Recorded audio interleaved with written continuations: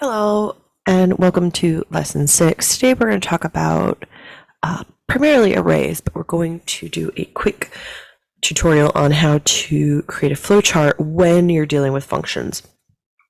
So let's go ahead and get into it. Arrays can be found in chapter 6 of your book.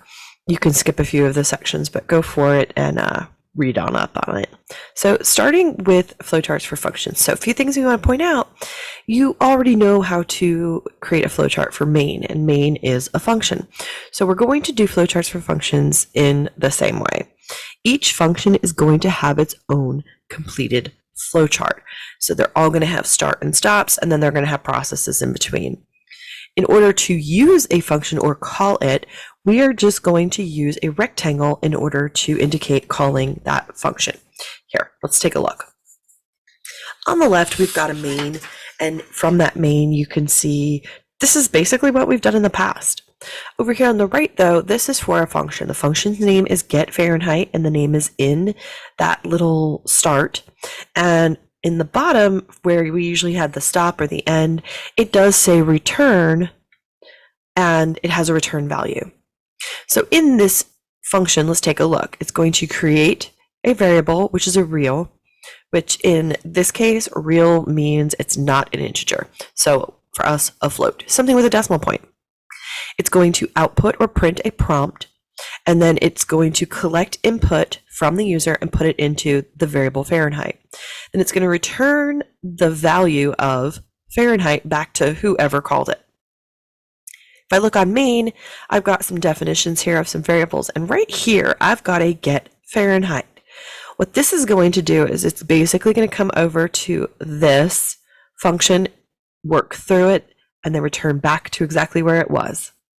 So this variable Fahrenheit, which is different from this variable Fahrenheit, is going to get the value of whatever the user input. So going forward, whenever we're using functions, you're going to have one flowchart like this for main, and then one complete flowchart each for the functions. If you look at the Lab 7 video, I kind of walk through and show you how to do that using Flowgriddle. Now, let's get started on the bulk of what we're going to talk about. We're going to talk about arrays. Your array is a group of elements that are going to be similar, and we're going to store them contiguously in memory. Basically, that just means we're going to store it all in the same location, so we don't have to jump around memory trying to find each of the pieces, and they're all just going to be together. Now, these elements need to be of the same type. So, for example, you're going to put all of your apples into one array, you're going to put all of your oranges into a different array. For us, in programming, it means we're going to put all of our ints into one array and all of our floats. So you cannot have an array of some strings, some numbers, and things like that. No, our arrays are going to be all of the same type.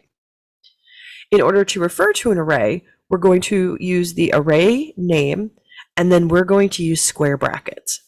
In that square bracket, we're going to put a number that is going to reflect the location in the list of where we want to go.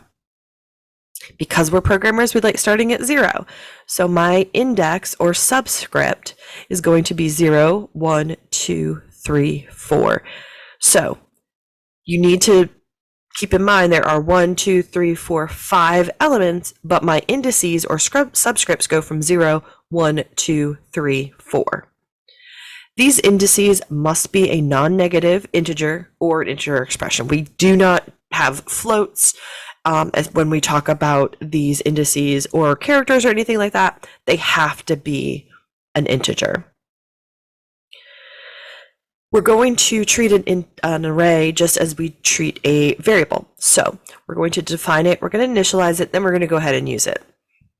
In order to define it, we need to say what is going to be in it, what type, what primitive data type, and how many. So this declare right here is telling me that I'm creating an array called C. I'm going to be putting integers in it, and I'm putting 5 integers in it. That's just the declare line. Now, the next, when we use that declare, we've talked about it with variables, the same goes for arrays. We don't know what's in that memory, so it's just garbage. In order to know what's in it, we use that initialize. Here on line 6, we do our define, And one of the ways we can initialize it is shown here between 9 and 12. So the easiest way, since we know how many are in this list, is, and we want to do the same thing every single time, so it's a repeat where we know the number. That automatically sends me to a for loop. Okay, so I've got my for loop. I go from 0, less than however many I have, and I do my increment. All I'm doing here is I'm setting the position of the array to 0, and I just go through the list from 0 to 4. I can do the same thing when I'm printing it. Down here at the bottom is a simple print for an array from 16 to 19, and I'm just using a for loop going from 0 to however many I have, and I'm just printing them all on each line. So for this, I print the number, the number of the location I'm at, and then what's in the array.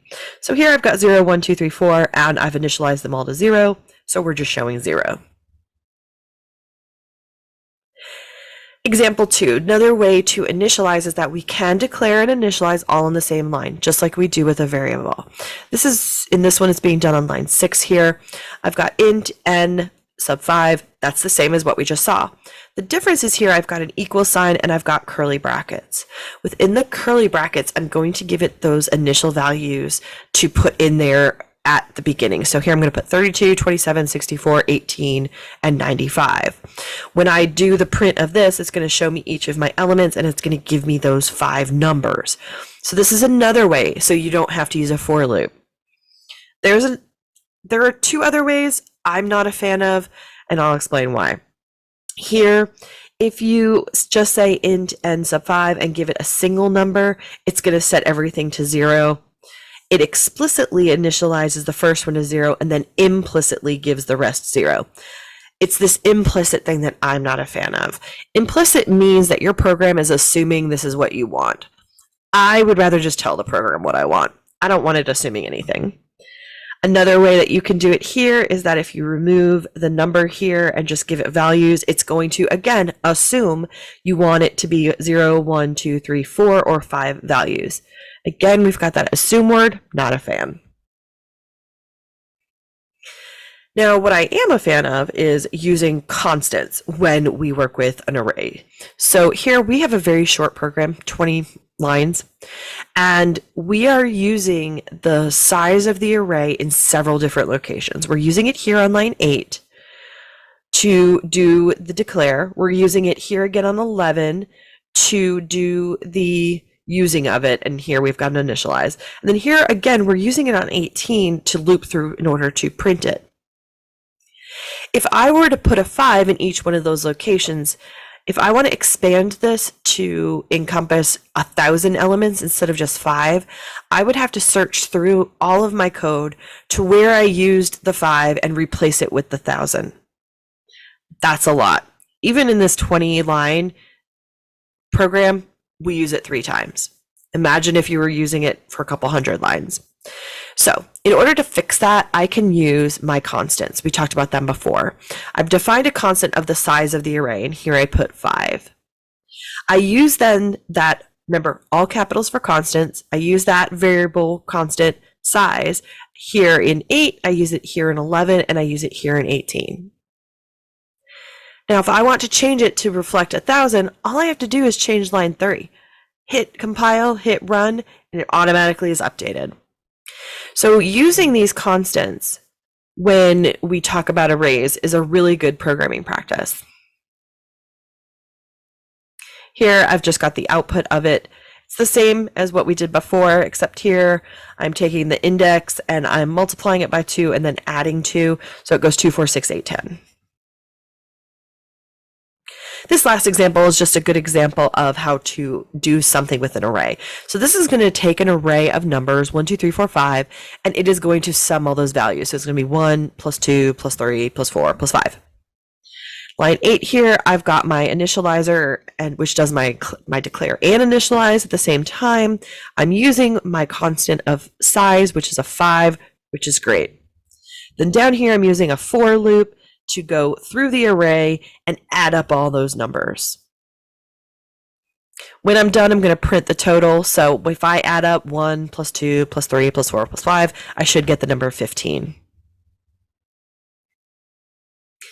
Now, if I want to pass an array to a function, what you can do is you can just specify the array's name when you send it. Now, we talked about functions prior, and we said whenever you send a variable to a function, it's going to send a copy. We call that pass by value. But when we work with arrays, that's not the case. An array passes what we call pass by reference. What that means is that it's actually passing the memory address of the original array. And so anything that is changed within the function in that array is going to change the original array. Remember, before we said with functions, when we passed a variable, it's going to create a copy when it comes back. Any changes that were made are gone. That is not the case with arrays. So we have to be careful. So here, if I look, I've got my array. I'm printing 3 different things. Now I can refer to this array in these 3 different ways, okay? So I'm going to just send it the array name. I'm going to send it the address. Remember, when we used scanf, we said that this was the address of that variable. So here I'm going to send it the address of the first element within the array. And then I'm just going to send it the address of the array name array. If I do that, I'm going to get something that looks like this. Now, if you run and execute this on your PC, you will get different values, because what are we looking at? We're looking at memory locations or memory addresses. When I ran this, I got 62 FE10. It's a little different than what we're used to. It's in a hexadecimal. Now, a hexadecimal is in base 16 instead of binary, which is that base 2. Makes it a little easier to read. It's basically just a grouping of binaries. Because we go from 0 to 9, in order to get up to 16, we use some ABCs. So you will see some letters in there. Now what we can see is that if I just tell it to print array, it prints the address. Remember, this is the variable name with nothing to it, as long as that variable is an array. I'm asking it for the address of the first element, which is the same thing, and so is the address of the array name. So all 3 of them are pointing to that specific location. Passing arrays in this way makes sense because of performance. If I have a large array, say 1,000 elements, I don't want to have to copy that huge memory location into another location. Okay, each copy would be passed. If you've got something huge or you use it a lot, it's going to be time consuming. It's going to use a lot of resources to copy all of those arrays. So in order to prevent that from happening, we just always pass an array by passing it by reference. You can pass individual array elements though. If you pass the element, it's going to pass it as if it was that primitive data type. So as if it was an int.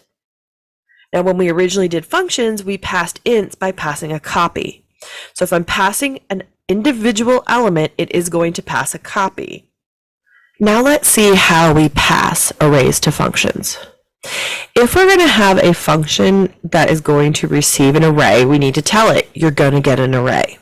Looking at this function prototype, you can see I've got a name of the function, it's just modify array. It is returning nothing because I have a void. The big difference here is this parameter list. So I am indicating that I'm going to be sending it an integer array, and I'm calling it b within the function. I'm also sending it just a plain integer of the size. It's always a good idea to send the size. It's not always needed, but it is a good practice because your function is not going to know how big your array is. Now the number is not required in here. You just need to put the brackets to say that you're expecting array. Here we've got a main. I'm going to show you the 3 functions here in just a second. Couldn't fit it all on one slide, but let's take a look at a few specific pieces. 6, 7, and 8 are my function prototypes. You can see 6 and 8 are going to be expecting an array within the brackets. 7 is just expecting an integer. Modify array is going to have an array that's passed by reference and an integer passed by value. Modify element is just going to have an integer passed by value. Remember, copy. Values copy, reference is the actual thing. 8, print array is going to have an array b passed by reference and an integer size passed by value. Here on 12, we're initializing and declaring our array all in one line. And what we're going to do here is we're going to look at what happens when I pass an array or pass its own element. So here I'm going to print the array out, I'm going to modify the array, and then I'm going to print it again to see what it looks like. What I'm going to do then is I'm going to print the single element, I'm going to modify the single element, and then I'm going to print the single element again. What we're going to see that's going to happen is that when I print the original array, it's going to give me the 0, 1, 2, 3, 4. And after I modify it, when I print it again, the values are going to change. Now, when I pass an element, I pass the element 6. I'm going to modify it. It's going to make it 12. But when I come back to the original, it's going to stay 6. Remember, elements are passed by the value, not the reference. Here are my functions that I promised you. My modify array, it's expecting the array. It's going through a for loop, and it's just multiplying everything by 2. When I come back, everything here is multiplied by 2. 0, 2, 4, 6, 8. So you can see the changes made within modify array are given back to main. It changes the original. Now modify element here, it's going to take an integer and it's going to multiply that number by 2, and then it prints it out so that we can see that there's a difference. In main, it's given a value of 6. When I get here, I multiply it by 2, which gives me 12. But when I go back to main, it doesn't know of these changes. It doesn't know of any of these changes because it's passed by value and not by reference. So it gives me a 6. Up until now, we've dealt with a one-dimensional array or a flat list. You can have as many dimensions to your array as you would like. Now, the only one I'm going to go over is what we call a two-dimensional array, because visually, I can show it to you what it looks like. It looks like a table with rows and columns. This is called a two-dimensional array.